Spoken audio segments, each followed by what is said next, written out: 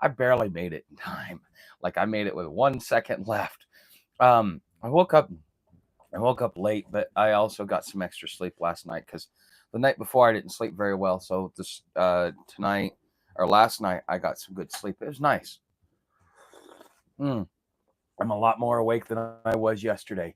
But we've got 40 plus mile an hour winds going today. The wind hasn't died down. I mean, the trailer was shaking all night long. Um, yeah, this won't go down. Tomorrow is going to be the last day of this windstorm. I hope I made this public. We'll see if people show up. All right. Well, we will see. So,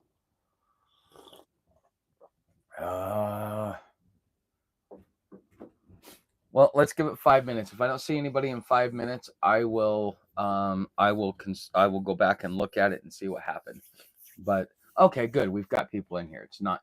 I always worry because I have trouble sometimes. Like yesterday, I thought I put it in private in unlisted so that I could have a private conversation. Didn't. I didn't. Good morning, Beth. I'm glad to see you. I didn't get a chance to really all that other stuff. But anyways, this morning I thought, oh well, crap. Oh, so I see you guys are here.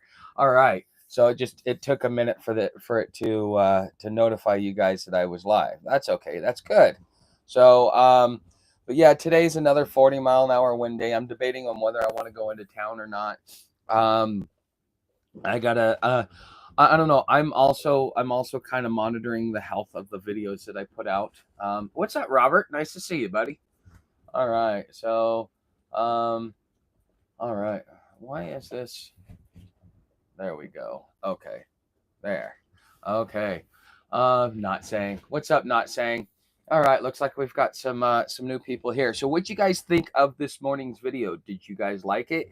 It's not one of my most popular videos, at least it didn't take off right away, but it seems to be doing quite well in the algorithm. It's getting out to more than just my audience. So morning, Kung Fu, nice to see you.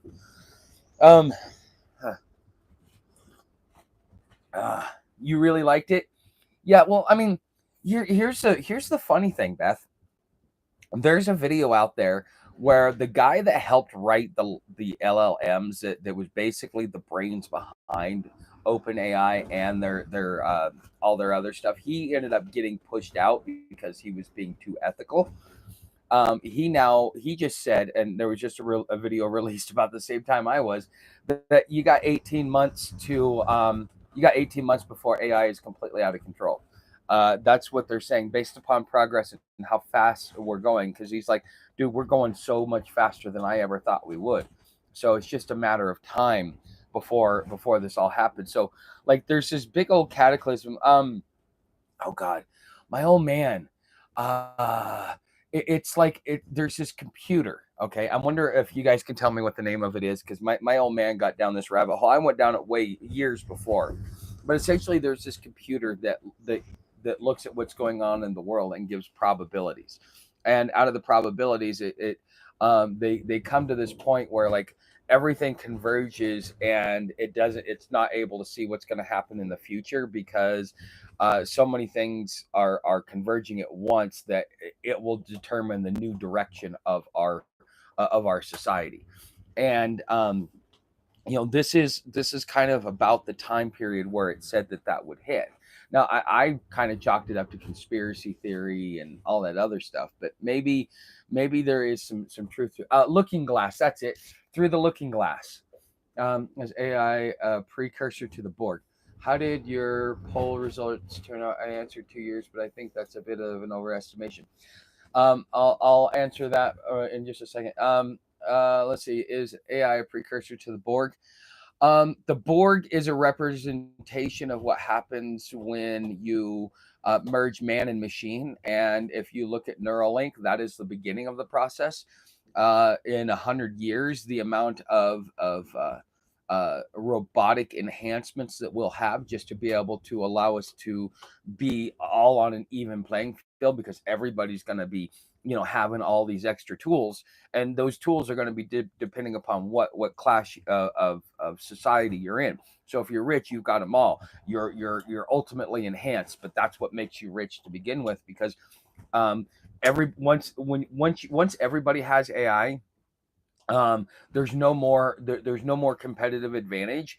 It's just, in order for you to maintain the status quo, now everybody's going to be forced into artificial intelligence. And see, that's kind of the process that's going here. Now, how did my poll results turn out? um, well, pretty much, it's a tie between it's already happening and less than a year. The average person thinks we've got about it's either here or it's we've got less than a year. I'm not for me, that's where my 18 months came in, because it's going to take at least 6 to 9 months for us to start feeling the pressure from the overall long-term impact of what tariffs are going to do. Not only what it's going to do to our farming and our agriculture, but what it's going to do to our service sector, what it's going to do to our manufacturing sector, what it's going to do to our overall economy. We've got about 6 to 9 months, and then you've got a period of time where people will slowly deal with it in the hopes that it will actually get better. So that'll take about another 3, maybe 4, 5, 6 months. Okay, then once you get past that point, then the average people will start getting upset. um People will get so upset that they will, riots in the streets. You will have, you'll have buildings burning. You'll have government officials running for their lives. You will have all kinds of different stuff, because the thing is right now the people are sitting back and watching, and they're asking themselves this question: if this goes sideways, who gets the blame? Do I get the blame? Does the politician get the blame? Or is this just a natural effect? Well, it was a natural effect until Donald Trump did the trade war. Once that happened, he now gets credit for it in the same way that he gets credit for fast tracking the vaccines. Okay. He wants to take credit for it. He was able to get law introduced to be able to do that. And then we get to see the consequences. And he goes around and thinks that's a great thing because he's a great president, completely forgetting the fact that it actually caused more harm. There was placebos, there was arsenic, there was lead, there was all kinds of different things. It was an open door to experiment on the mass population without oversight and without the masses even knowing what was going on. Okay.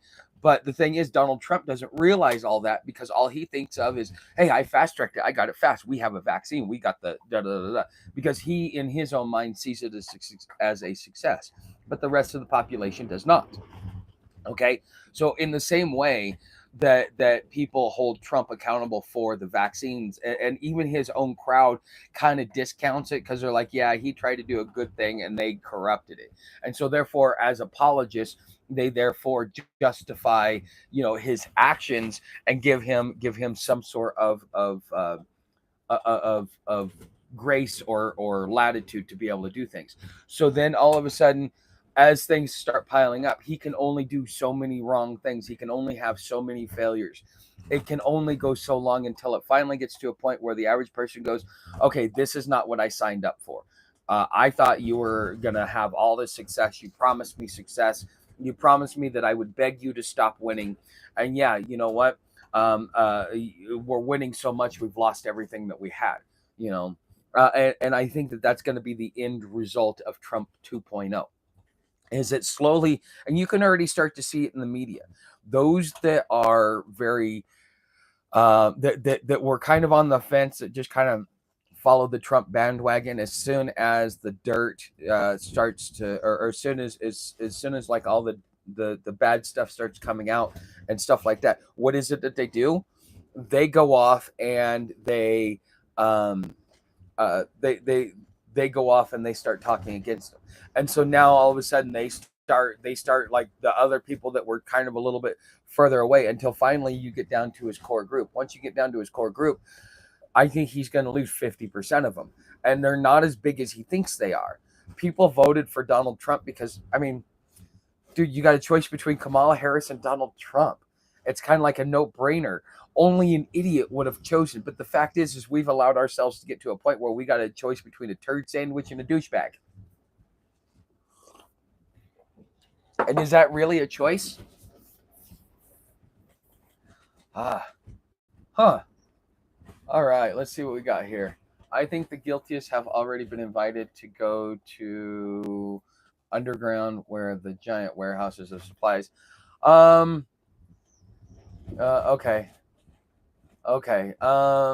Occupies, who knows? Okay, exactly. Where's Slim? There were Slim Pickens. Do you think it will get better? Robert, do I think it will get better? What goes up must go down. Once you hit rock bottom, there's nowhere to go but up. These are universal truisms. You can only go so far before you claw your way out. Will it get better? Inevitably, according to the law of averages and the way that the mechanics of the universe works. Yes, it will get better by default. How long will it take? That's another question. This could be okay. China suffered what it called its century of humiliation.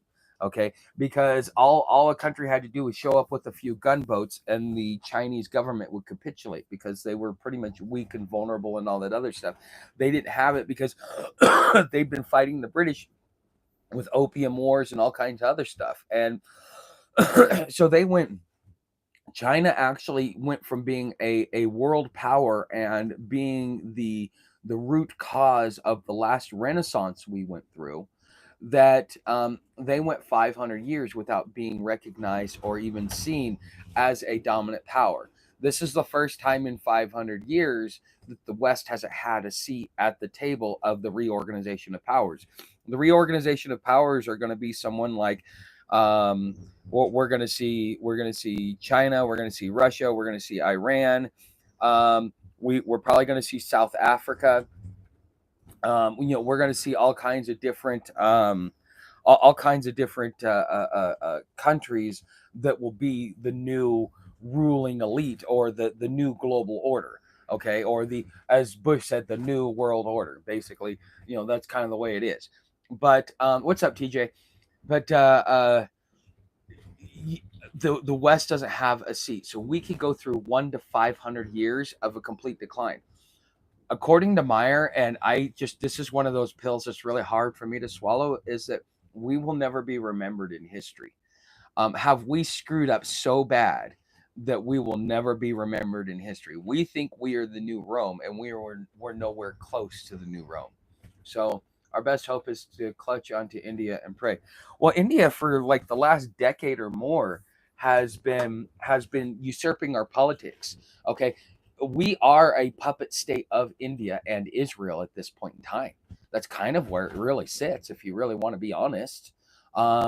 Between with their infiltration into our government and being able to influence policy through their intelligence agencies, the United States hasn't been autonomous for probably close to 20, 30 years, at least. And all those competing interests are trying to carve out their own little piece of the world, which are usually the underdogs to begin with, and they're using us as their shield, therefore leading us into our own destruction while preserving themselves. And then that's the overall plight. That's what we did to countries, and that's what countries are going to do to us. So I hope that answers your question, Robert. Okay. Yeah, is to clutch on to India? I don't know. Oh my God, going back to the start. I'll catch up. Good morning. Good morning, Bucknut. Nice to see you, buddy. So, but yeah, it's.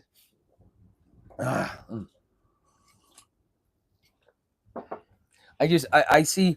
Okay, so I'm gonna take a poll of you guys. I'm curious to see what you guys think. The Chinese and their propaganda, which if you look over on Patreon, if you have a free membership over on Patreon, I shared it. I think his name's like Sean Fu or something like that. But anyways, he's the Chinese propagandist, and then you've got like China Observer and Business Basics or something like that. Those are American propaganda arms. Okay. And one is saying Trump blinked first, and the other one is saying the Chinese blinked first. Now, the thing that I think that most people are missing in all of this, whether or not who blinked first, is let's look at the people around them.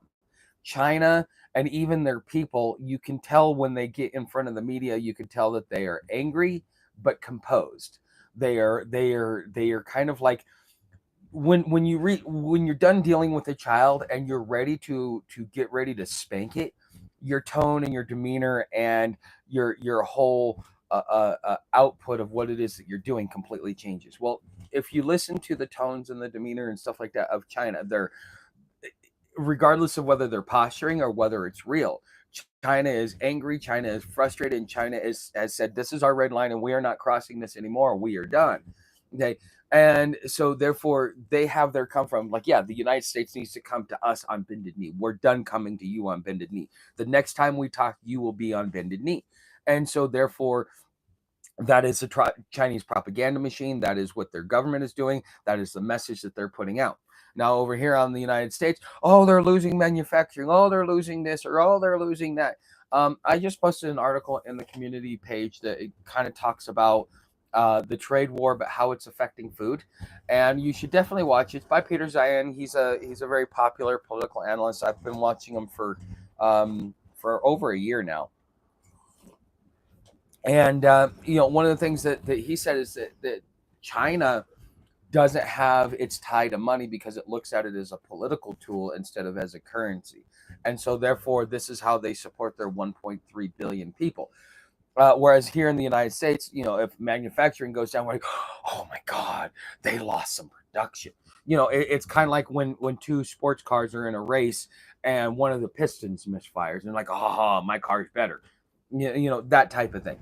And the thing is China is retooling itself and pushing itself out to the rest of the world, plus working on its own domestic market. China can go without the United States because there are still certain products that it doesn't matter how high the tariffs are. It's still more cost effective to do it in China than it is to do it in the United States. And therefore, they will pass it on to the consumer.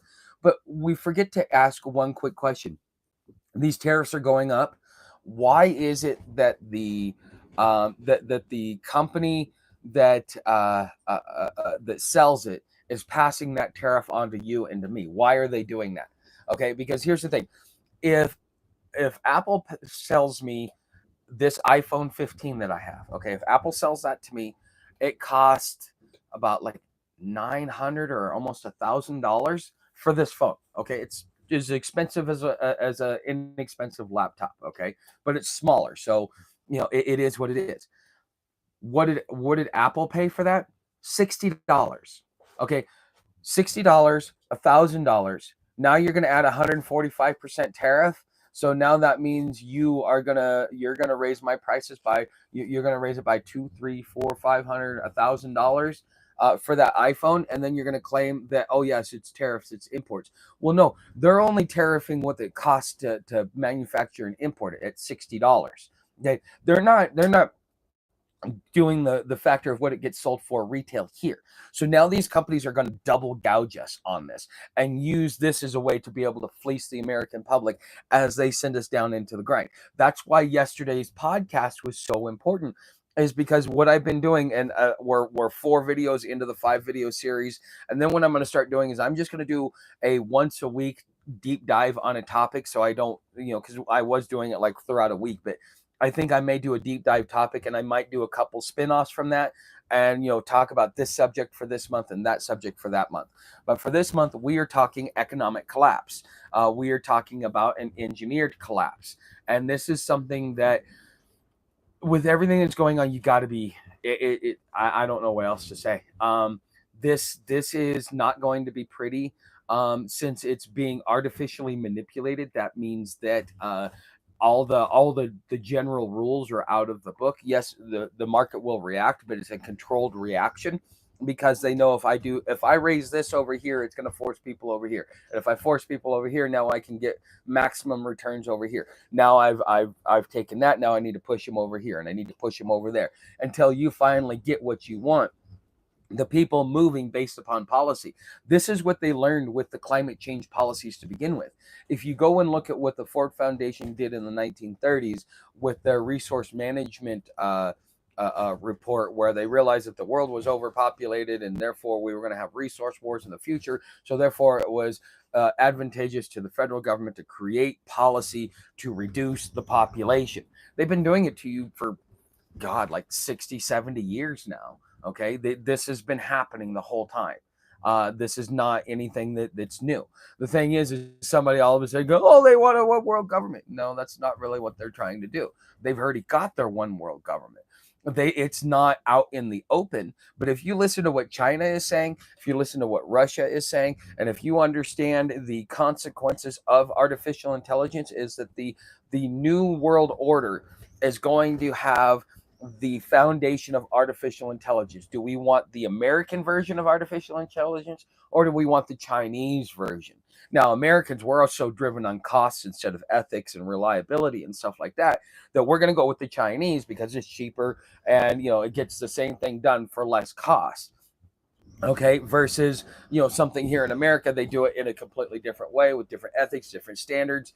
It's properly sourced because you're paying people what they're worth. Versus in China, they don't have to pay anybody anything because it's communist. You get 3 hots and a cot guaranteed, and you're there to perpetuate the state on a global order.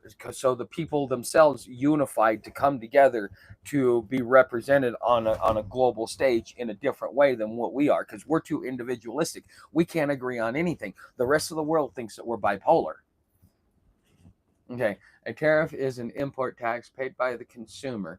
No, not necessarily. It's not paid by the consumer. It's paid by the importer, not the consumer. A business is not a consumer. It is just simply purchasing products for its own supply chain and its offerings. Um, as a consumer, you and I are the consumer. We're not paying for that tariff. Apple pays for that tariff. And then Apple uses that as a justification to say, look, we are now going to pass that tariff on to you because we don't want to absorb the cost. Okay. And so therefore they're making a business decision based upon greed, based upon the corporate mandate, solely for the purpose of profit. So therefore everybody loses, because if these companies had, if they were, with the big margins that some of these companies had, if they just ate the cost themselves and realized that it was part of creating a stronger America, I think we would have completely different results. People wouldn't be talking about tariffs the way they are. Now, everybody needs a profit margin, but there comes a point when your profit margin is too much, because at this stage of the game, as big as the global population is, you're selling by volume, not by price. Okay, and that's just the way it is. Okay, so we're about halfway through this morning's live stream, so this is when I kind of like let off some of the stuff, and I have a cigarette in the middle of it. It's kind of my symbology of letting you guys know, all right, the polished stuff is done. We're now in the unpolished stuff. So ask the questions you guys want, and so on and so forth.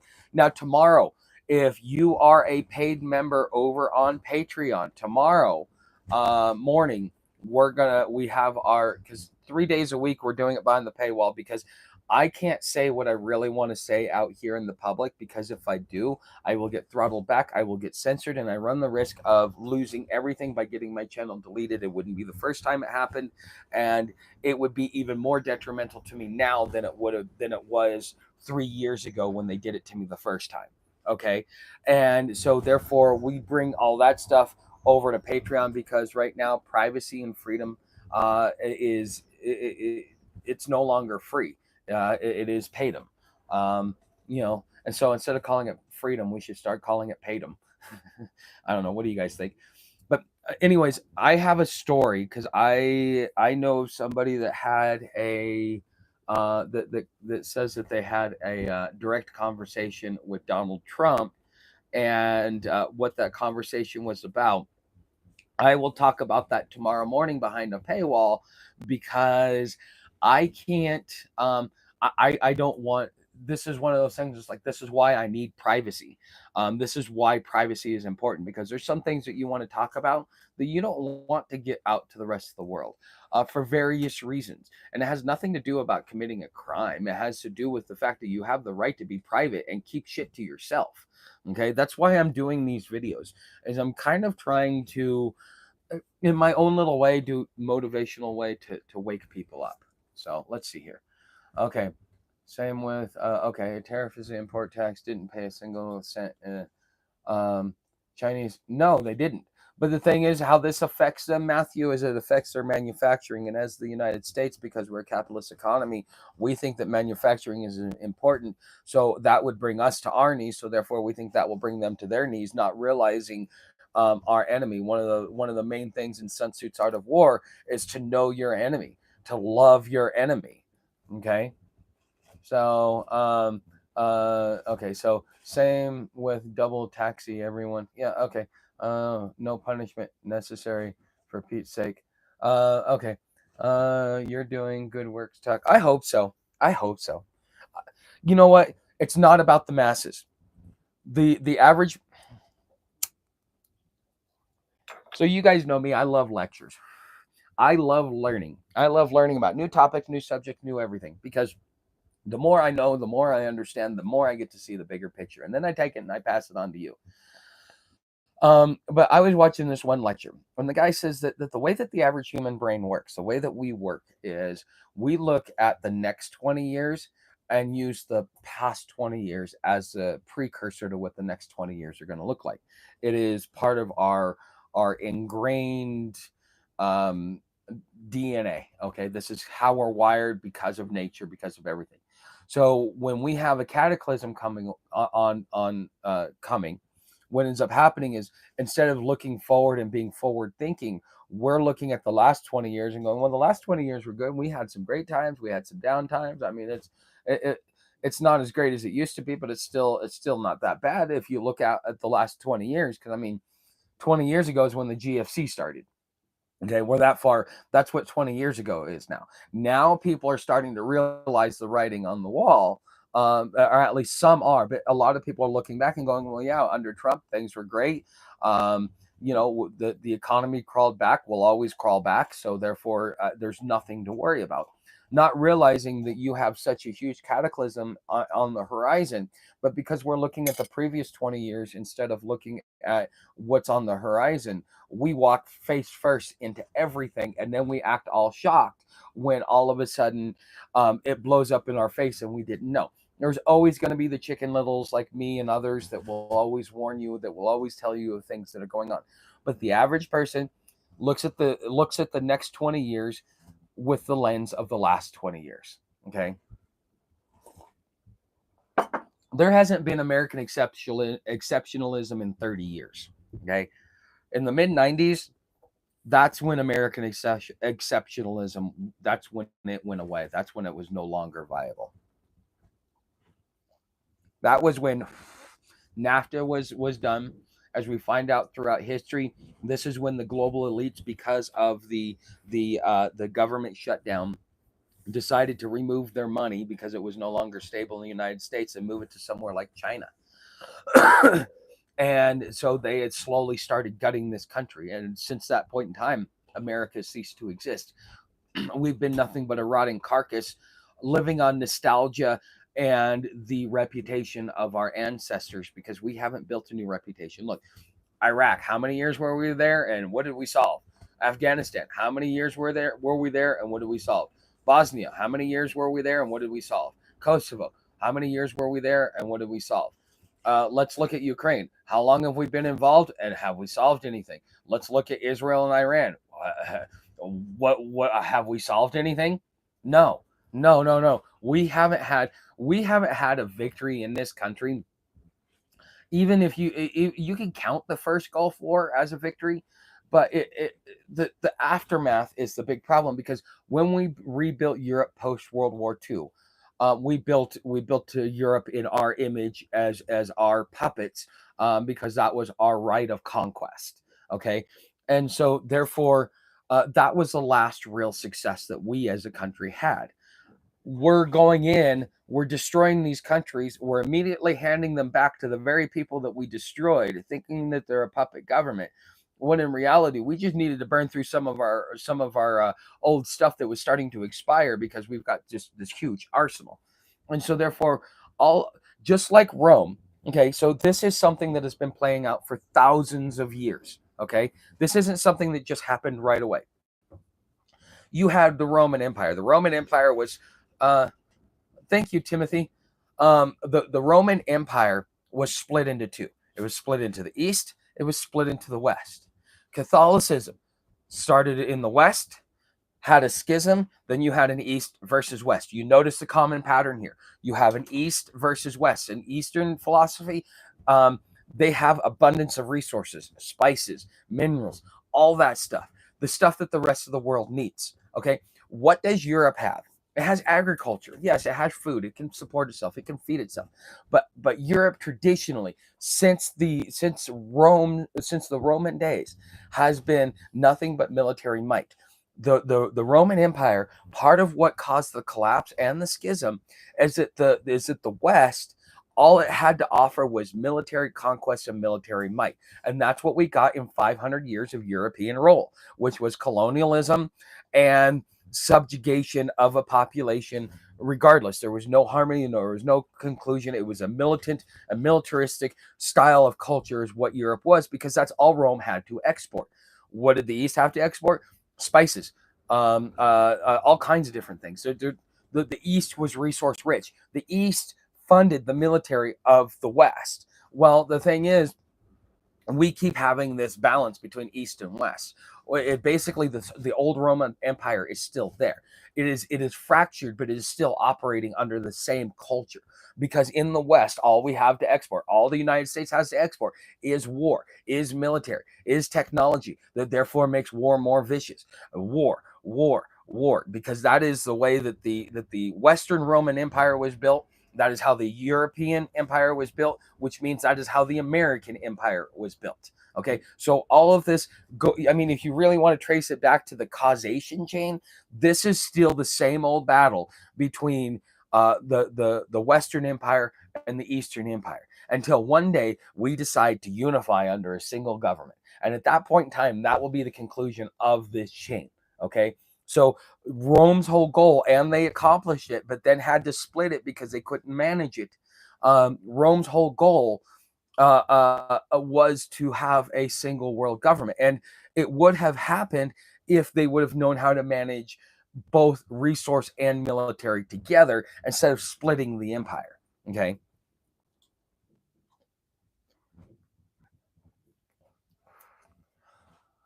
Okay.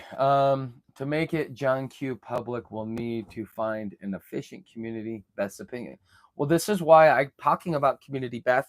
A couple days ago, I put a video out talking about community.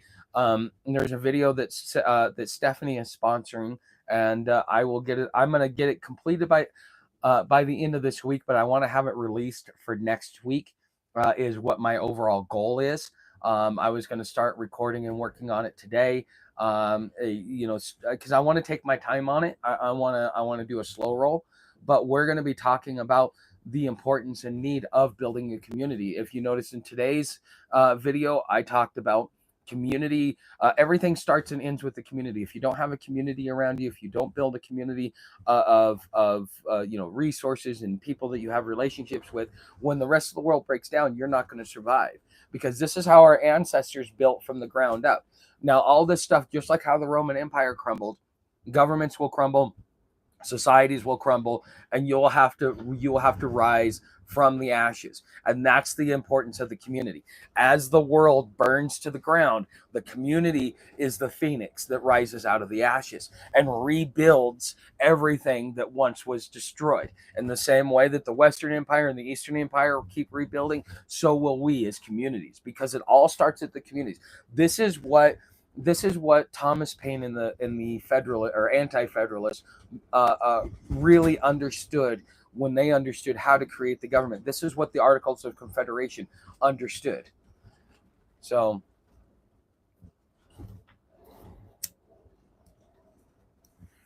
hey, if you haven't subscribed, you should consider subscribing. If you're not over on Patreon, you should consider getting over on Patreon.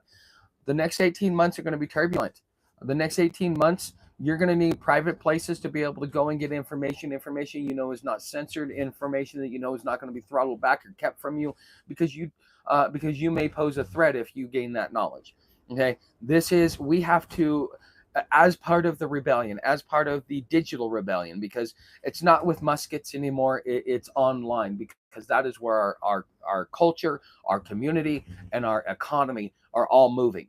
And so therefore we have to have our own little pockets of safety. Just like you have pockets of safety under the old regime, in the new regime, you still have to have pockets of safety.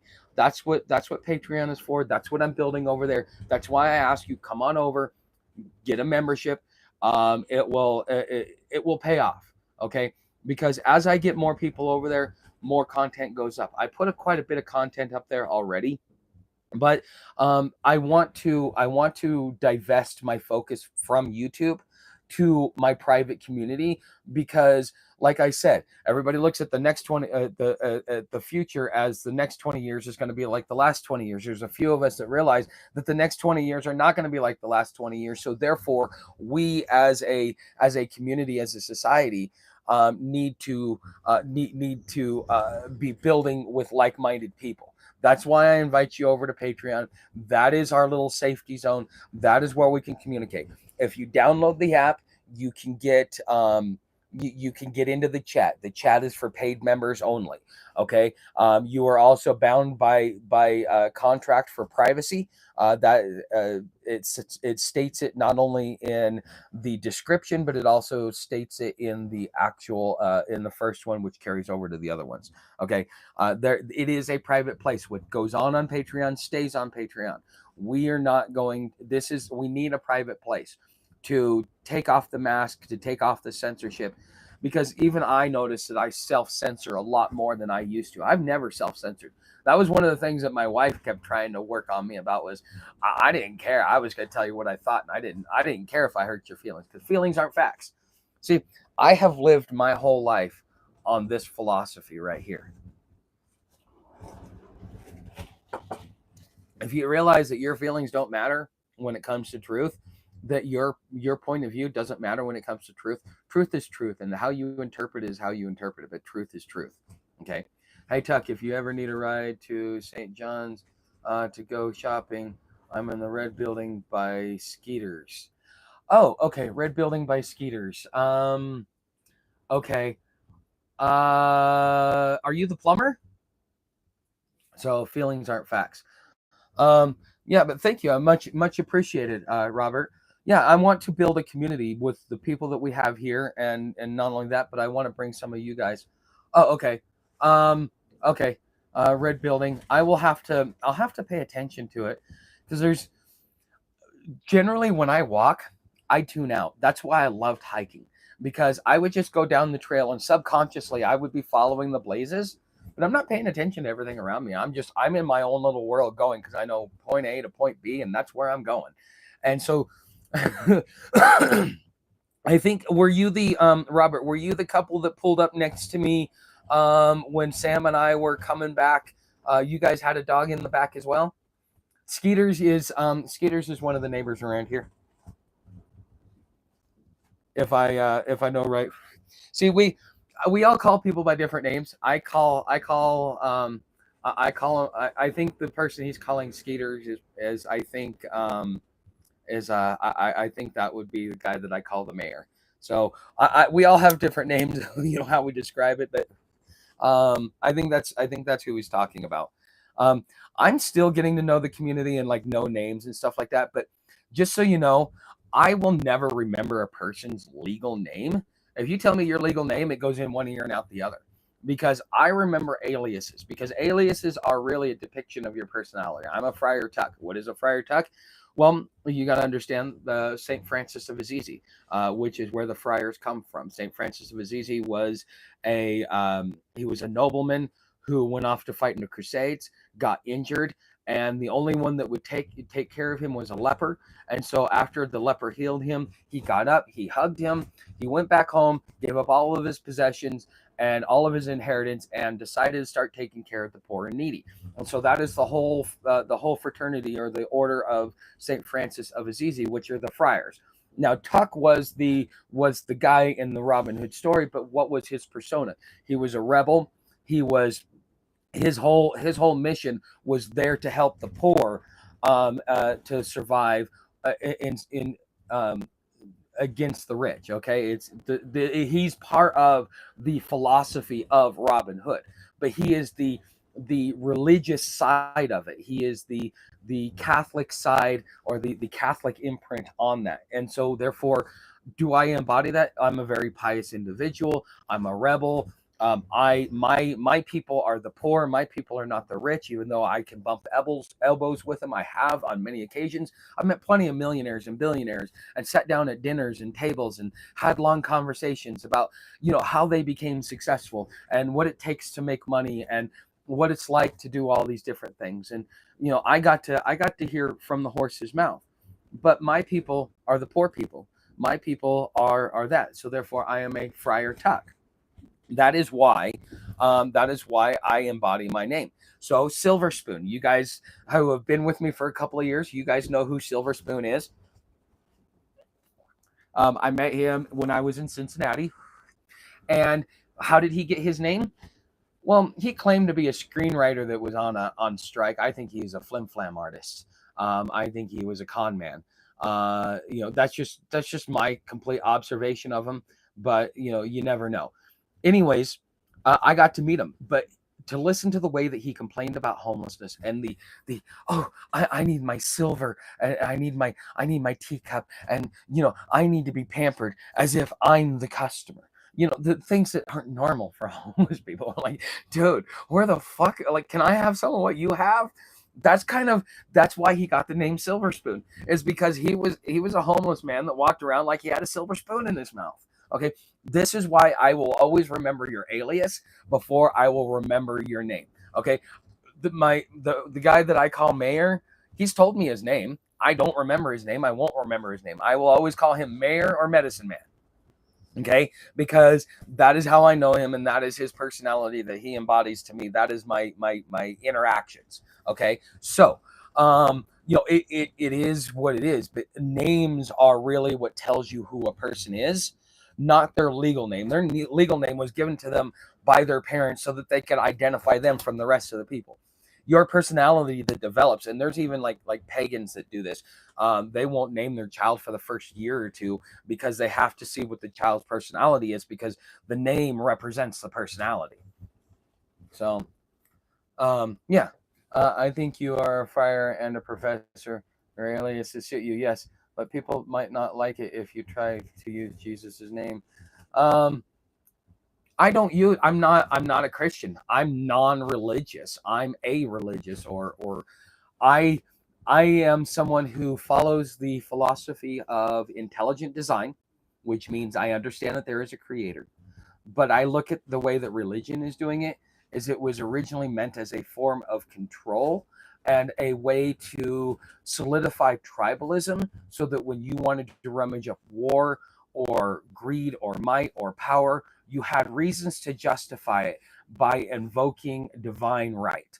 Okay, that's my whole problem with it. Not only that, it stunts your growth, because you're too busy placing responsibility on an external entity versus taking your own personal responsibility. That was the biggest change that ever happened in my whole entire life. The one thing, like, if you want to know the one thing that made me go from having the homeless mentality, I probably would have never gotten off the streets, to, oh, this is my epiphany moment, was really understanding self-responsibility and self-accountability. That is the core of who I am. And that what has allowed me to become the person that I am today. Okay. Well, it's not just Islam, it's Christianity, it's Buddhism, it's Hinduism. It's all organized religion. Or organized, because Hinduism calls themselves a cult. Okay.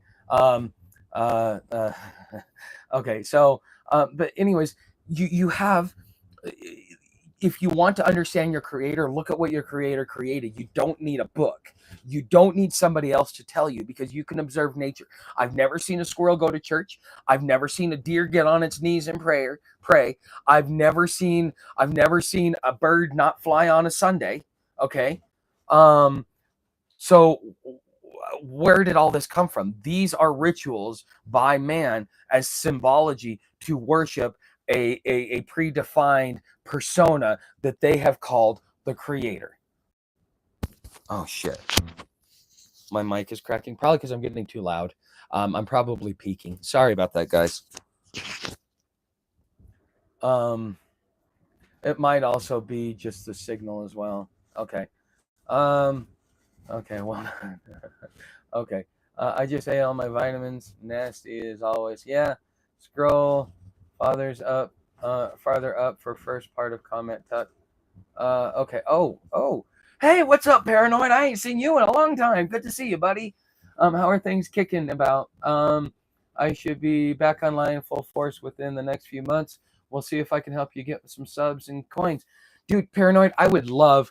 Okay, so when I first started out, for those of you who don't know who Paranoid is, okay, he was one of the first people to reach out to me directly. And it started, he found me through Facebook. And he was my navigator. He was the guy that pushed me around and not pushed me around in the bad way, like, told me, hey, go here. Like, I'm going in this direction. And he would be kind of like my navigator. He'd really help me out. So he is always a friend of the channel. Yes, I'm glad you like being called Rebel, but yes, Paranoid, anytime you want to collaborate, man, reach out to me. I will message you my direct number because, quite frankly, I don't get messages very often. I actually have to go and intentionally look for them because I've silenced it, because I'd be in the middle of a recording. Ding, ding, ding, ding. My phone starts blowing up, or I got telemarketers calling, and it would be so irritating that I basically silenced everything. And so that's why you guys are like text messages like 3 or 4 times a day. I go in, I check my different message platforms to make sure that that all of that stuff is going. But yes, okay, so okay, let's see, vitamins. Okay, yes, I know Islam brought peace and prosperity to warring Islamic tribes. Well, you want to know something interesting, Matthew? And this is just according to Billy Meyer. I've learned I can't trust anything, even the things that I do trust. I learned to trust it with a grain of salt. There's so much misinformation, and there's so much stuff that's going on that at a certain point,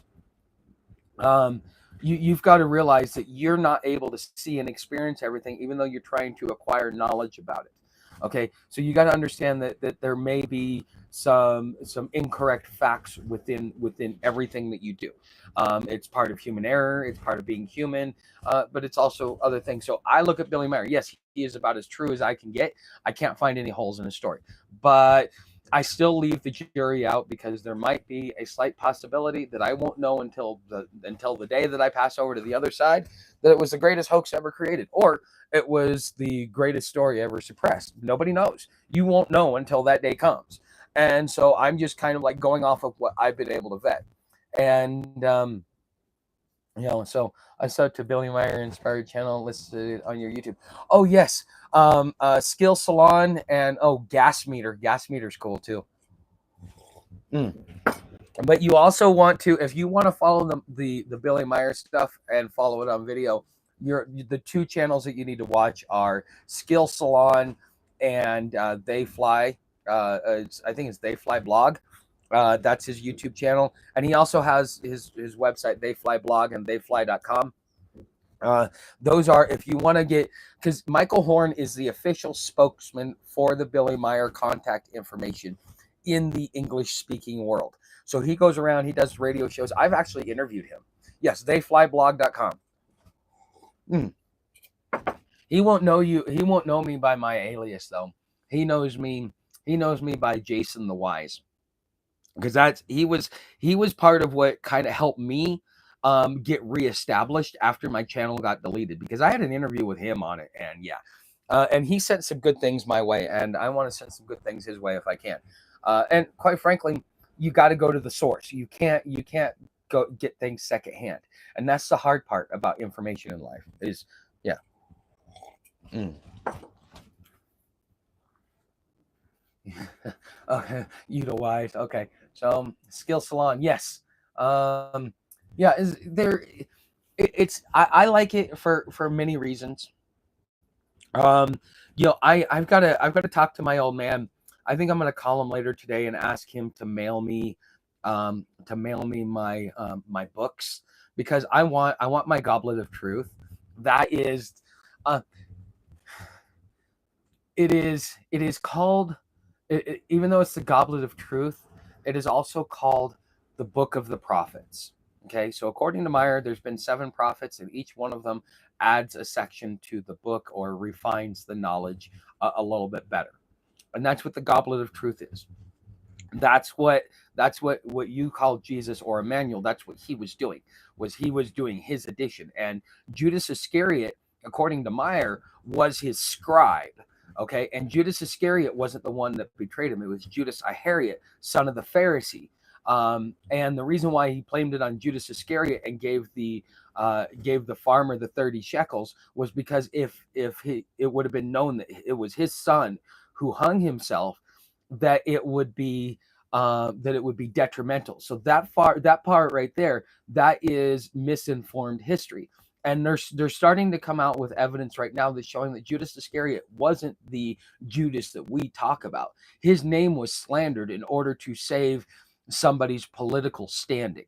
Okay, that's really what happened. The Pharisees, it was his son, Judas Iscariot, not Judas Iscariot. So, and that's an interesting story to go around. But yes, the Gnostic Gospels were the one when the Gnostic Gospels made it into the History Channel and they started talking about it. That's when it started becoming more mainstream to question the narrative that it was Judas Iscariot that betrayed so-called Jesus. Now, you guys will hear me reference him as Emmanuel because in Isaiah it says, "And his name shall be Emmanuel." If you look at how the history of Christianity, they kind of hid within the cult of Dionysus, and through that it influenced Christian doctrine.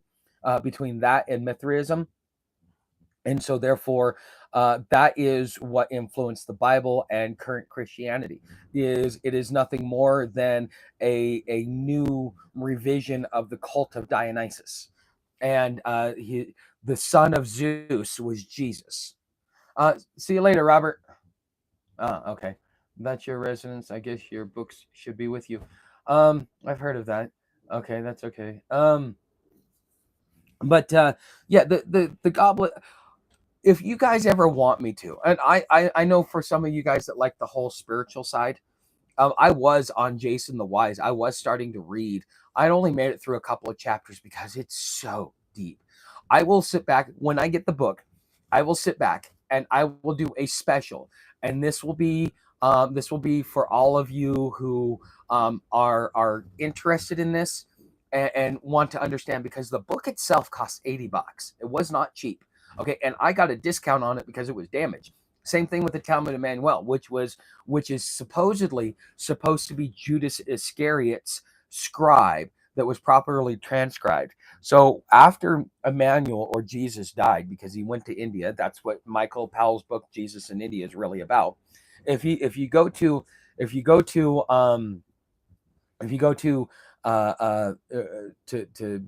if you follow that line of thought, and that's even where Billy Meyer goes, is that he lived to be about 87 years old. He didn't necessarily ascend to heaven. What he did is he meditated himself to a point where he was able to slow his heart rate down enough to where it seemed like he was no longer on this plane. Okay, so the other things that are called into question, which if you study crucifixion, what happens is you're like this, and what happens is you get water around your lungs and you basically drowned. Okay, that is actually, it takes a week for you to do it, but it takes about 7 to 14 days for you to pass away from drowning. Okay, and so therefore he was up and out in less than depending on the story, is it's anywhere from 1 to 3 days. Okay. Also, when the Roman soldier pierced his rib, okay, that is historically accurate. Why is it historically accurate?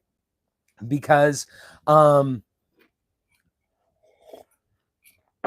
because the thing is as water goes around, by them piercing that there, it actually drained the water. It actually allowed him to survive.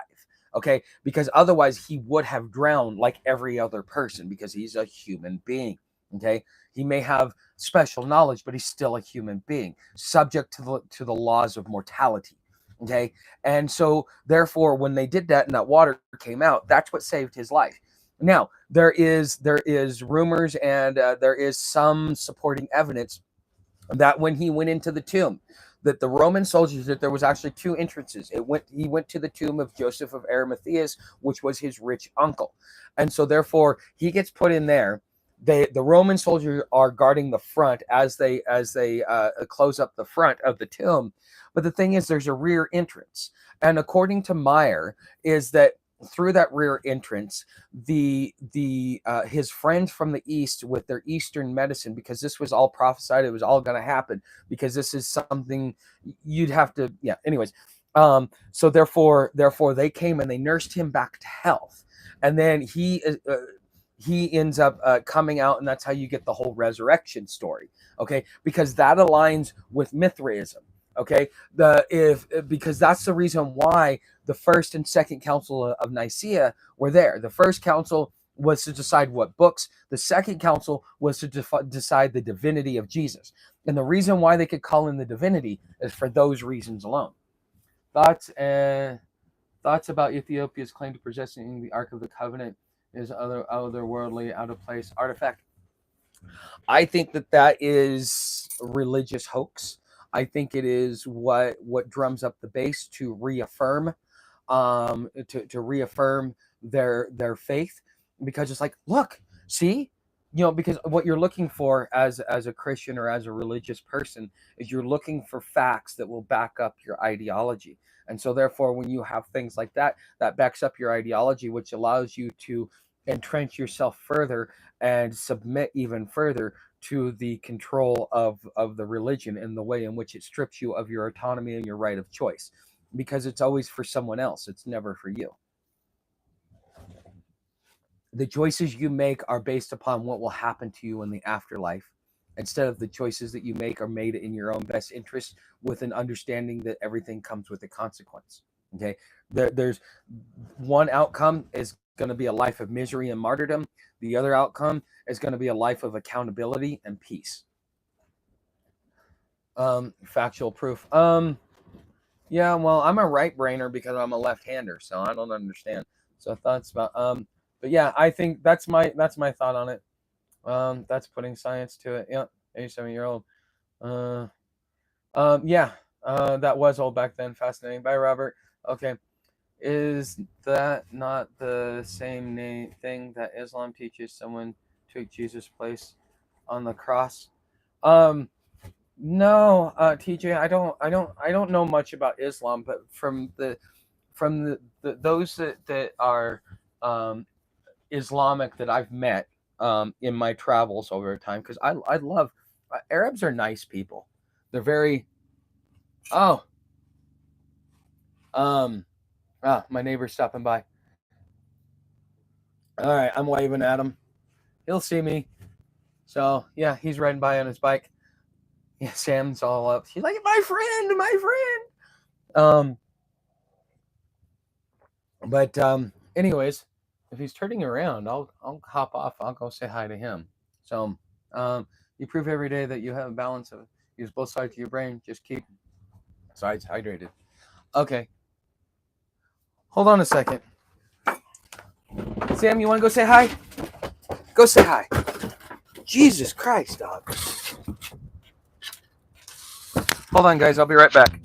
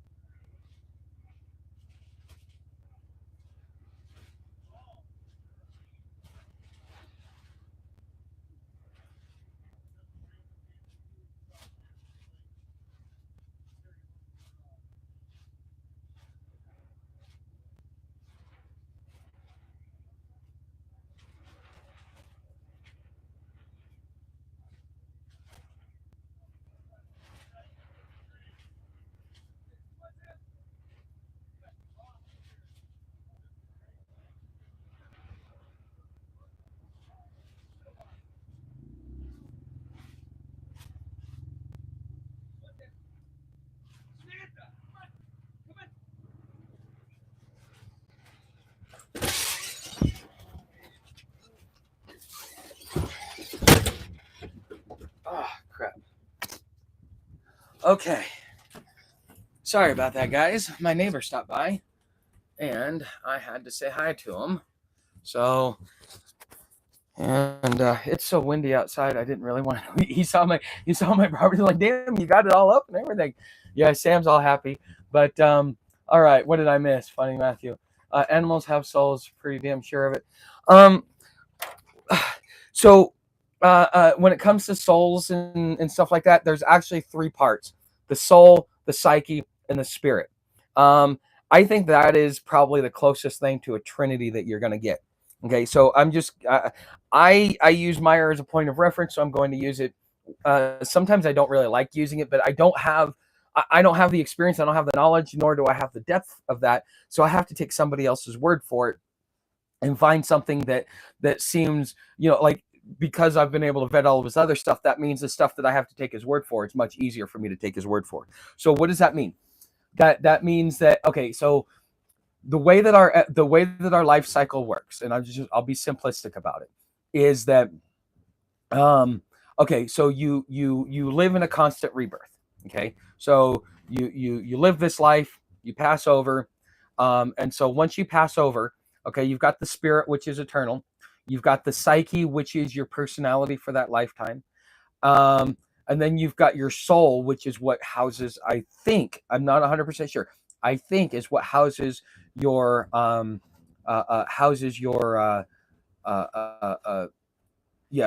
soul houses your psyche. Okay, I think. Okay, they may be three separate, but they may do it. But I do know that it is part of your Rolodex of personalities. That is your ego. That is your id. Okay. So therefore, it is like your hard drive. So as you live the lifetime, you go in. Your spirit is what is eternal, that keeps everything going.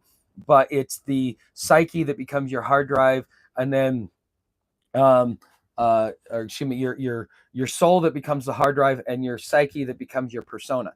And so therefore you go through the Rolodex, and therefore the next lesson that you're supposed to learn in the lifetime, because you learn very few lessons, the next lesson you learn in the next lifetime will be in addition to that. And so therefore it takes millions of lifetimes to fully understand and evolve to the point where you no longer need the physical existence. This is what Abraham taught. This is Kabbalah. Okay, this is what Abraham taught, and then we've got all the way up to what we've got now, which is modern day Christianity. Okay, do you see how it's all evolved? Well, yeah. How much does a soul weigh? Is it magic? I don't know. Why is it that Abraham could look God in the eyes, but the average man can't? That's my question. There's just some questions we just don't know the answer again. Okay, guys. All right, I think there's something going on with the mic. I think it's probably just the battery. Let's see what my battery's at. That's probably the problem. Yeah, I'm at 13%. That's why. So let me do this.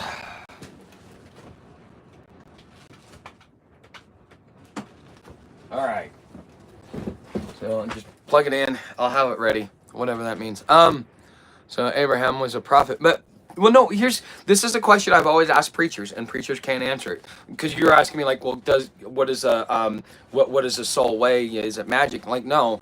This is like one of those questions that I just don't have the answer to, for the same reason that preachers cannot explain to me why Abraham was able to sit down and have a conversation with man, but yet when it goes to creating like the what is the Holy of Holies and the veil and all that other stuff, man cannot look upon God because God is so great. You will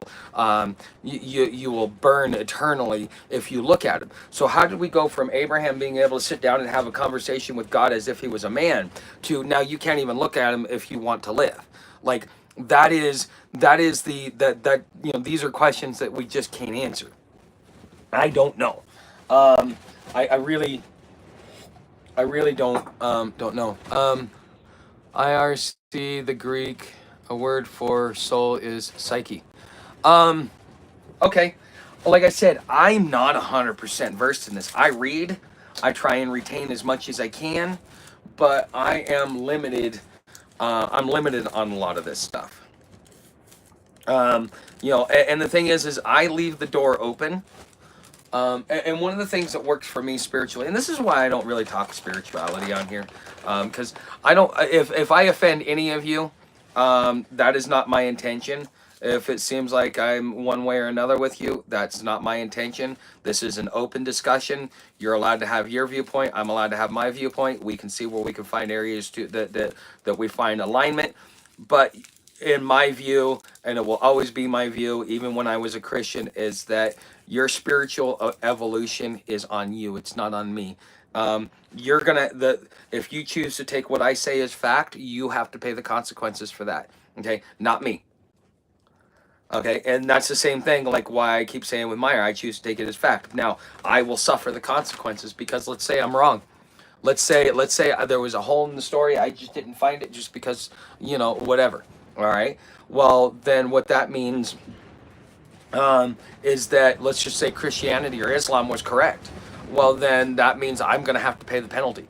You have to choose based upon deductive reasoning and rationale and just looking at your environment around you, what is true and what is not.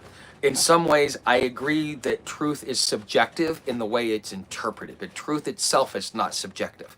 Okay, we can look at artificial intelligence. We can look at it and go, it is the greatest thing since sliced bread. It's the best invention man has ever done in his thousands of years or millions of years being on this planet.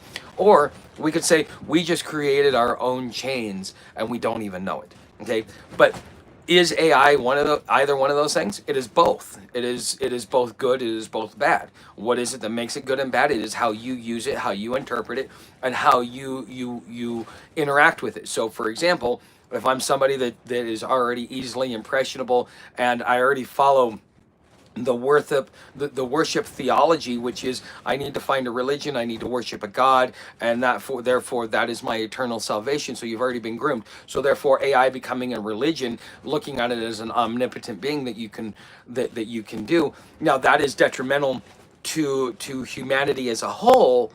And it's all because we've allowed ourselves to fantasize about creation instead of going out there and finding facts about it. But the thing is it's how you choose to use it. It's how you choose to let it affect you and how much authority you give it over your agency that determines whether it's good or bad. Okay? And the good or bad may, because there's some guy that did a 30-day challenge where he let AI completely run his whole life for him.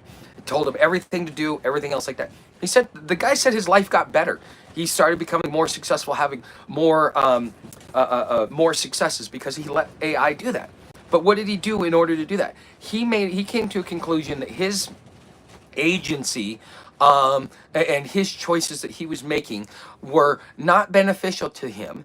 And instead of taking responsibility and accountability for it, he therefore submits to an AI God. And that AI God tells him how to live, where to live, da da da. His life's better, da da da da da. Okay.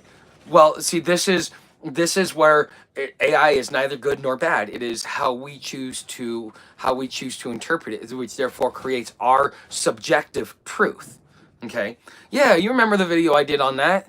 I did what, about 2-3 weeks ago. You know what? It barely got 150 views. I'm surprised.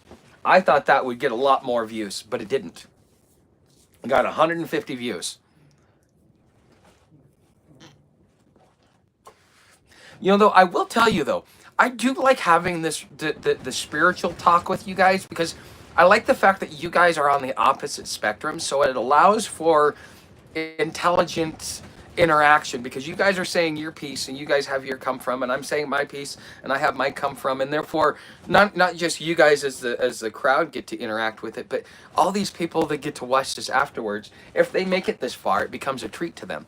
Reflecting on past and letting it drag one down makes no sense going forward. The statement requires insight and maturity. Some folks real slow picking up on this. Hold grudges and such BS. Well, there's it, Beth. That first part of your statement is a double-edged sword. It definitely is a double-edged sword. Why? It's a double-edged sword for a couple of reasons. First one, let me go back and, okay, is that letting your past drag you down. See, this is what religion, especially Christianity, has done, because Christianity teaches you self-guilt. You were born into this world being a wretch. You could not do anything right, not without the assistance and observance of your Creator, also known as Jesus Christ. Okay? And so therefore you carry that self-guilt around. Even if you walk away from religion, it's left its imprint on you for that self-guilt. Why should you look at a mistake and feel guilty about it? So I have things in my life. When I went through my divorce, man, and then the way that my old man treated me was a reflection of how I was treating my ex-wife, and I realized how much of a horrible human being I was. Now, I do carry around a little bit of guilt about that because I feel bad. I feel bad that I was such a shitbag that I allowed myself to get carried away and caught up in it instead of keeping my composure and acting the way I know how to act with composure. And so that affected me that way. But that was the light at the end of the tunnel that I could see. It's like, okay, perfect, I did that. But at the same time, I had to unpack. Why did I do these things?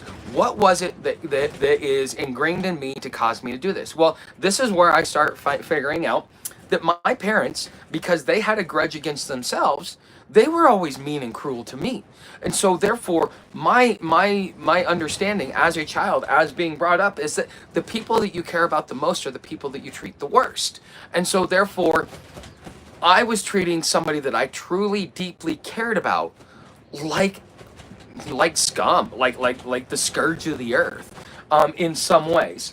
And so therefore, because that's the way I was taught, that is what, therefore, that plays into how I become an adult. And so by self-reflecting on that and having an opportunity to sit there and go, okay, that's not inappropriate behavior. I learned it here. It is neither good nor bad. This is just learned behavior. So therefore, I need to learn some new habits. How do I be kind and respectful and tolerant towards people? How do I show the people that I care about that I actually care about them instead of treating them like crap? Okay, and so therefore, over a 15-year period of time, you get this. Okay, because I don't carry around the guilt. Yeah, I feel a little bad. I was like, I'm not proud of myself. It is something that was a learning experience, and it was a very, very hard learning experience. Probably one of the most devastating learning experiences I had in my whole entire life, because after that I spent 23 days in the hospital and got brain damage. Okay, that was how that affected me. But eventually you hit rock bottom and you have to crawl out. I crawled out, and I crawled out for a lot of years. And so in that same concept, if I carry around the guilt that Christianity tells me that I should carry around, I would be walking around as a basket case, in like constantly in internal sorrow because of my regret. It was an opportunity to learn. My ex-wife, I understand why she's mad at me. What she did is still not acceptable, but I understand why she's mad at me. Okay, just happens. Okay, now if she would have actually allowed me to have a relationship with my son instead of taking her anger out on me and therefore severing my relationship, therefore not only hurting me, but she hurt him too. Okay, and that's what she doesn't realize. Okay, is that in her anger, in her irrational behavior, she looked at me and wanted to inflict as much pain as possible, and this was the most devastating thing that she knew that she could do to me that would bring me to my knees, and that's exactly what it did.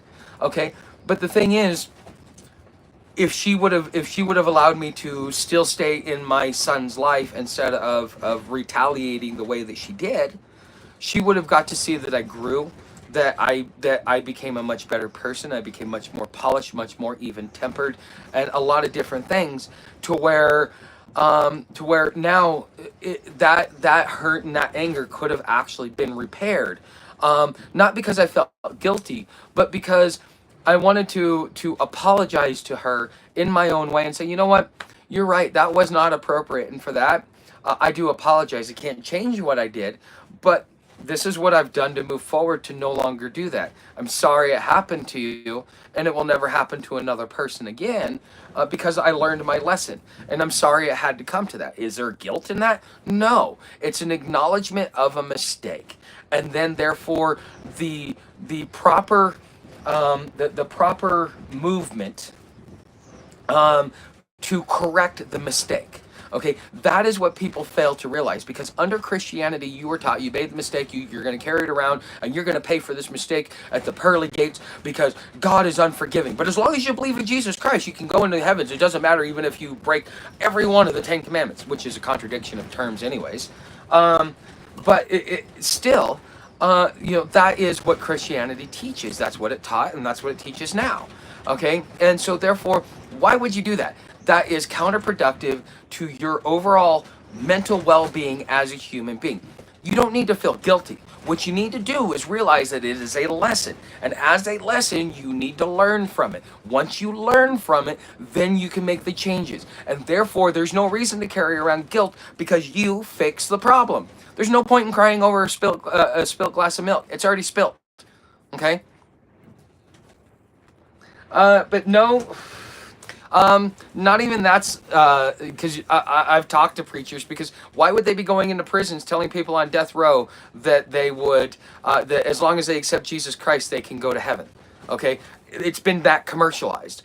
You are no longer accountable. As long as the church, because it lost, once science really took off, the church lost its mysticism. It's fantasy control over the masses. And so in order to be able to remain relevant, they've had to integrate and make it commercialized, because as science goes along, we start proving that a lot of the mysticism behind religion is nothing more than mysticism.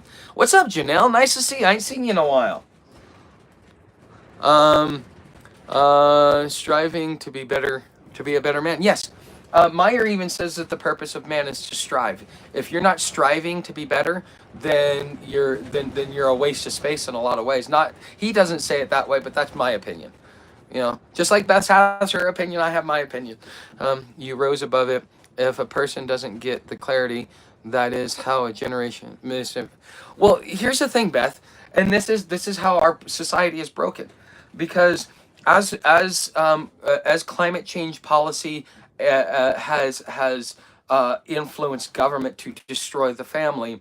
Therefore, one bad act gets passed down, because we are in a society of limited liability, which means you get all the benefits and none of the consequences. It's always somebody else's fault. You're not responsible for it. Everybody else can do it. Now, most people don't like hearing it, but they themselves are hypocrites because they themselves do it. And it's something that you got to be conscious about. And this is why when I will talk to people, I'll say, well, this and this and this and this happened, but here's where my fault was. And so that's kind of how I counteract it, because this is something that's ingrained in us as a society of how we deal with things. It's always somebody else's fault. You're messed up because of your parents, which is, there's some truth in that. But just because you're messed up because of your parents doesn't mean that you have zero control. It doesn't mean that your agency hasn't been taken away. What it means is that now you have to make the conscious decision to make the right decision, because you were taught wrong.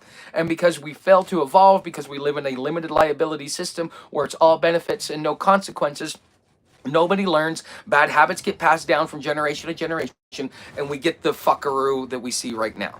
So, excuse my, that's just, this is what, if you want to know what really irritates me, it's the degradation of societal cohesion.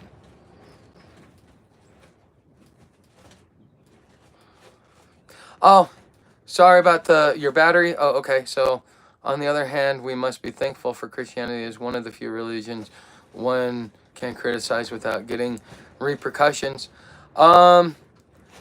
Generational guilt and sin is strange. Lots of modern Christianity is not good. This has always been well. I am doing well, Janelle. Thank you for asking. Okay. Let's see here. So let's unpack this, and I need to make sure that I plug in, because where did my... That's not good.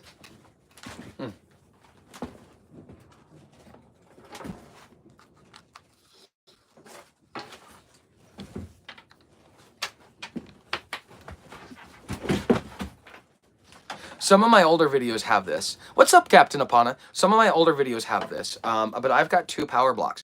Always, you should, even if you've got electricity, you should always have at least, this is 40,000 milliamps, and the other one I have is 50,000 milliamps. Be careful around the cold though, because it does destroy the battery. This doesn't have the same capacity it did when I first got it. It's less than a year old. That's the thing about these though. You do need to, you should always have at least a 40,000 milliamp. That way, if you go days without power, and you're in a city, you've got backup. Okay, so cannot use accessory. What the?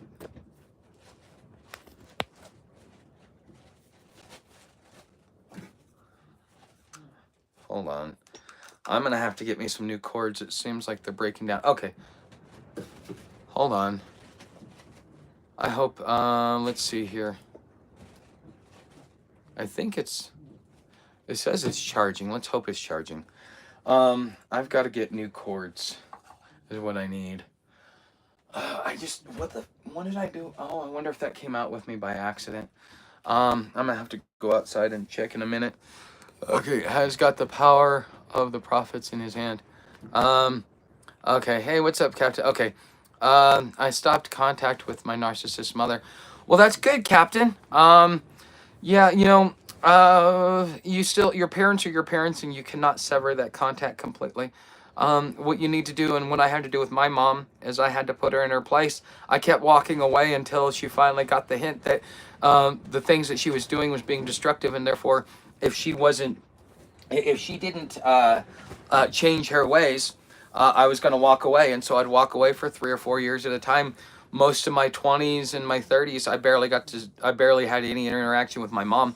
It wasn't until after I went through my divorce and I had my kid that my mom actually started like realizing that if she wanted to be in my life, that she was going to have to realize that she was going to have to make some changes. And so before she passed away, her and I were able to make reconciliation. Now my old man and I, I do my own thing as far as reconciliation with him. I'm just, I don't know. Him and I love him because he's my old man. I got no choice. It's genetically ingrained in me. But on the same sense, you know, there's still a lot of stuff that we need to repair because, you know, he took a grudge out on me for 40 plus years, and that's not my fault. If he didn't want to deal with the consequences of his actions, he should have slapped a rubber on or pulled out. You know, I mean, that's my point of view. You know, if you don't like it, then you probably shouldn't have done it. You know, you got to pay the consequences for your actions, whether you like it or not. This is like with your parents, you know, especially if you do all the work on yourself. Now there is a guy, if any of you guys want me to refer you to him, you have to reach out to me directly via email. The guy is going to cost you. He's out of Germany, so you will have to deal with the time difference. But the guy helped me a lot getting past my current roadblocks, because, you know, you can only do so much work on yourself until you kind of run out of work to do, and you're still going, okay, I'm not 100% where I'm at. I need outside help. This guy, Oliver, he's not a therapist, but I got to tell you, it's very intense, and you've got to be willing to put in the work, be offended, and hear things you don't want to hear, and accept them. So for those of you that were here for for my rant about the Goblet of Truth and the Book of Prophets and stuff like that, I would like to know, is this something you would like me to, you know, maybe every once in a while on a live stream read a small passage from it? Are you fucking kidding me? Spinning wheel. Okay. So sorry about that. So here's my question for those of you that saw my stuff, that saw everything. My question to you is this: would you be interested if I read parts of, you know, like as I'm reading through it and I find passages, I sit back and I read it to you guys, because it's going to be completely off top. Well, I think everybody should have a portion of their life that should be dedicated to piousness, not spirituality. Piousness, they're both one and the same. Religiousness is where I draw the line. Tuxers, and the Goblet of Truth. Yes. And I probably will even read the Talmud of Manuel too, because that's interesting. I got to the part, because I didn't get fully through the book. It's one of the few books I want to read all the way through. But it's supposed to be, okay, so who here has heard about the Q book? Type 1 if you know what the Q book is. Type 2 if you don't. It has to do with Christianity. Has nothing to do with QAnon. Okay, because a lot of people think that. And while that's happening, I'm going to boil me some water. I want to have some coffee. I haven't even eaten breakfast this morning yet. Okay. Okay, so Matthew. Okay, no, okay. So Bible scholars, there's several hundred questions about the New Testament. Matthew, Mark, Luke, and John. Okay, because essentially the way it was written, the way that Bible scholars talk about it and look at it is that is essentially you had one book and then it left some questions. So then the next book came out and then it answered some questions, but it left some more questions out. So then they made a new book. And so basically Matthew, Mark, Luke, and John are revisions of the original story, what they call the Q book, the original source. Okay, so this is where Billy Meyer comes in. This is where Michael Powell's book Jesus in India comes in, because according to Meyer, is that after Emmanuel's death, his son took 2 scrolls, took one and buried it and put it in his tomb, which that would be the one that Meyer would find, and that would become the Talmud of Manuel, and then the other one would be disseminated within the followers that were back here. Well, what ended up happening is that the Jewish religion, or the Sadducees and the Pharisees, caught wind of it, and so therefore it went underground. And what they did is they rewrote it so that it would fit their religious ideology. And so that's the Meyer story. But the Q book, the whole goes to that point, which is Matthew, Mark, Luke, and John are a derivative of an original source. And so therefore they are looking for the original source that Matthew, Mark, Luke, and John were written off of, because they were written anywhere from 180 to 300 years after the crucifixion. Okay, so that's kind of the way that the Q book works. Now, the Talmud Manuel, if you listen to Professor James Deardorff, who goes around and does a lecture on it, this is actually how I found out about it, because he explains it. He actually does a side-by-side translation between the Bible and the Talmud Manuel, and references it as the Q book, because it answered all the questions that they had in the Bible about Matthew, Mark, Luke, and John, plus 365 questions that they didn't even know to ask because they didn't have the full information. That is the significance of this book. It is supposed to be the original New Testament, and that's where Judas Iscariot comes in. That's where even in that you find out that Judas Iscariot was the scapegoat, but he was Jesus's scribe, or Emmanuel's scribe, and his whole mission was actually a failure. But the thing is, he still had to go through it, because the law of averages, you do something enough times, it will stick. And so Meyer is the last in the line of 7, because this is the one that will stick. This is the first time in which the prophet comes down and his information has not been perverted to form a religion around it. Because Emmanuel, they did that with, and so on and so forth. So the line of 7 prophets, for those of you that are curious, Enoch, which actually is the son of Enoch. Enoch was actually the prophet. His son Enoch, which is the book of Enoch, is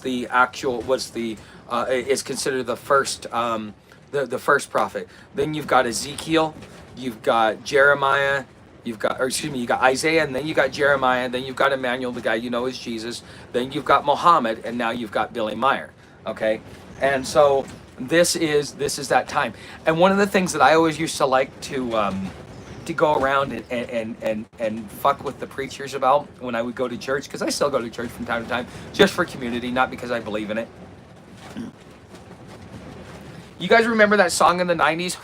What If God Was One of Us? Type 1 if you remember that song. Hey, what's up, Jago?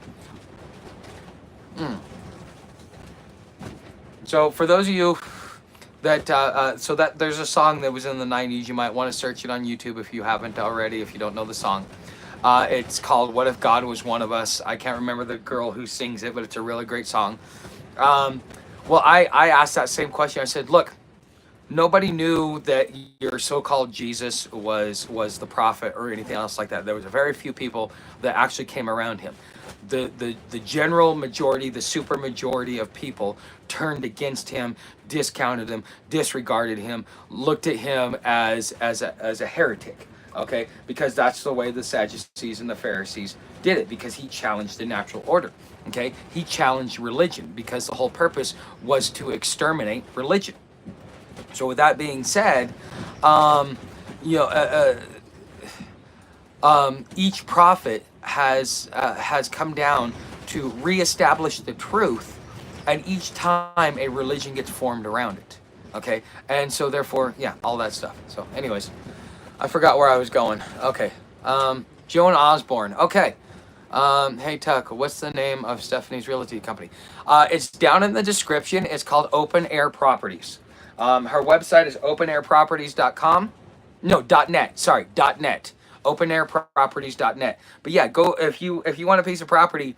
Yeah, it's down in the description. And if you use the promo code FriarTuck, you get $50 off your deposit. And all that stuff's down in the description.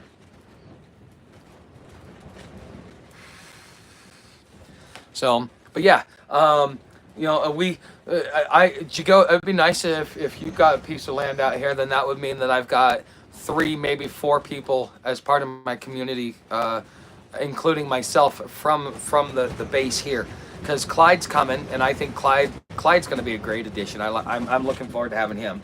Matthew Boyce talked about it. Not sure if he's coming. Stephanie, yes. Let's see, if you came, then that would be another. And there's 3 acres about a block and a half from me. I would buy all 3 acres if I were you. I wouldn't run the risk. Like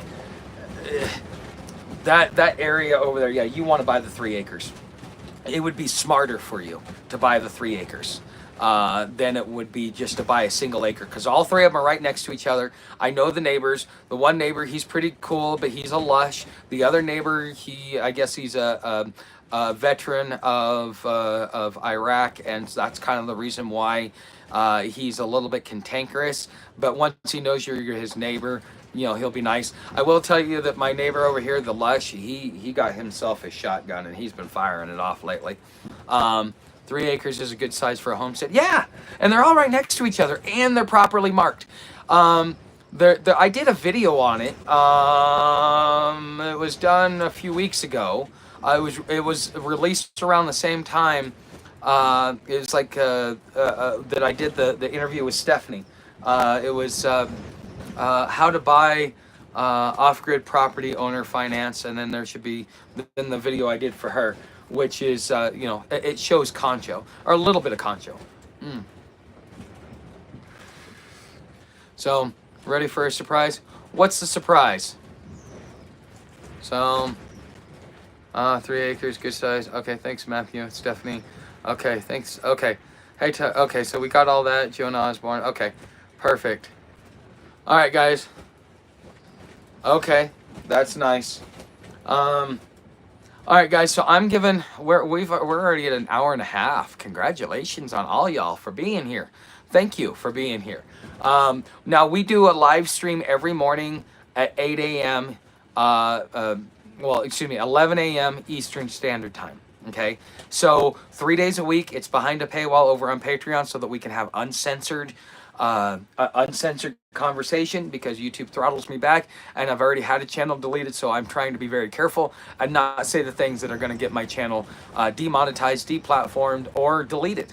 And so that's what Patreon's for. We have three blocks a week, Monday, Wednesday, Friday, where we go over there. We have a behind the scenes where we take off the mask, we take off our shield and our armor, and we go completely unfiltered. You know, so therefore you'll be able to be part of a private chat. What's said over there stays over there, okay? But it's for paid members only, because you can't. The reason why you have no privacy on YouTube The reason why YouTube can censor you and do things is because it's free. The moment you pay for something, now there's terms and conditions, and it becomes much harder for them to silence you and to shut you down. That's why having a private platform behind a paywall is so important, because that's where you get to have your privacy. That's where you get to do that. And I am I'm a very pro free speech type of guy. As long as you're not attacking people or making it personal against people, you will always be welcome over there to be free and open to who you are as a human being. Because you have to filter yourself now in the modern day, because what you say today 6 months from now may get you canceled, demonetized, deplatformed, debanked, whatever it may be. So hold on a second, I'm gonna make me a cup of coffee. Let's see here. And just so for those of you that want to know my ethos, this is my ethos.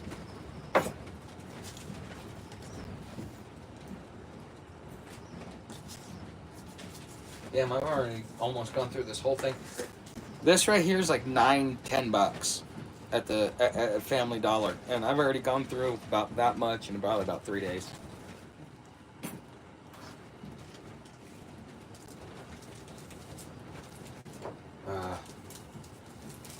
All right.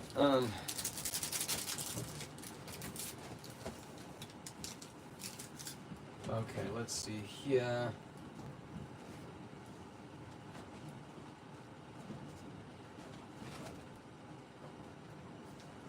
Okay. I smell bacon. God, I'm out of bacon and eggs and stuff like that. I haven't even had breakfast, but I've been eating so well the last few days. Like, I haven't really had much of an appetite. I haven't even had this endless bottomless pit, because I'm actually making sure that I'm not hungry all the time. Oh yeah, that's right. I took that off. Okay, so let's see here. Mods, please get the address to that channel and save it.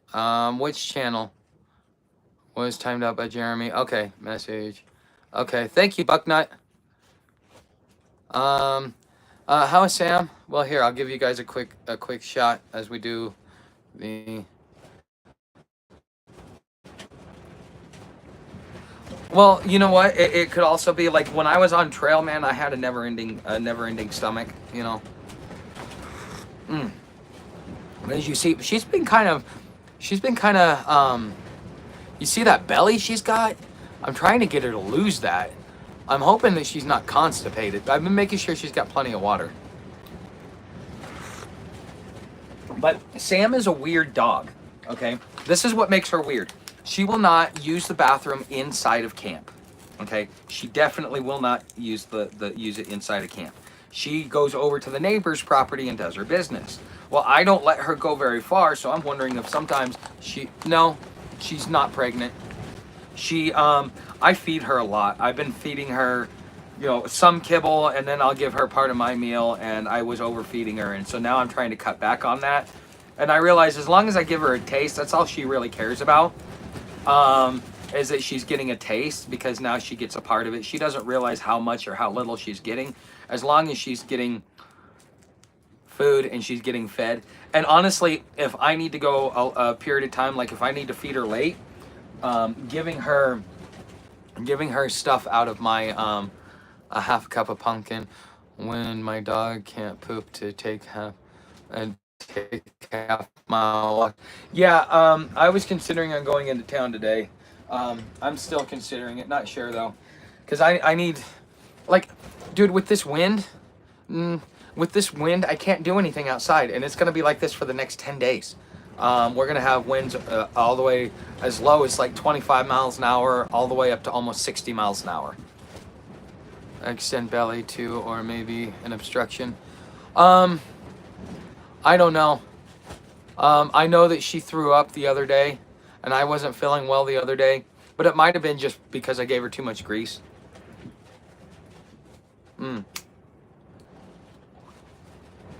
No sugar kind, just pumpkin, not pie mix. Feels more like autumn than spring. I don't know. We're getting 80s here. It was 80 yesterday. It is not. Anyways, but hey guys, we're getting up on almost 2 hours. This is probably one of the longest live streams I've had in a while, but you guys got me going. So for those of you that have been here and hung out, make sure you come on over to Patreon tomorrow morning, because we are going to be live over there at 11 a.m. Eastern. Thanks for being here, guys, and I will see you tonight.